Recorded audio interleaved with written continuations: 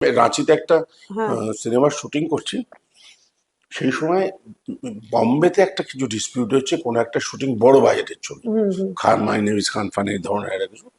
টেকনিশিয়ানরা shooting বন্ধ করে দিয়েছে, 3 দিনের পেমেন্ট বাকি, তারা করবে না বলেছে।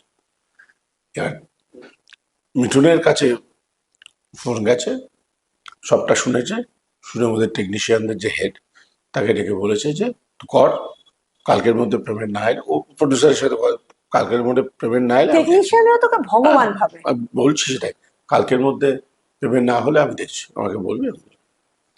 ওই যে ডিরেক্টর, মানে আমাদের ছবির যে ডিরেক্টর, সে বললো যে এই যে টেকনিশিয়ানরা রাজি হলো না। কেন জানেন তো? এটা কিন্তু অনেক বড় অভিনেতা বললে রাজি হতো না, মানে সালমান খান, শাহরুখ খান এদের কথায় রাজি হতো। মিঠুনের কথায় কেন রাজি হলো?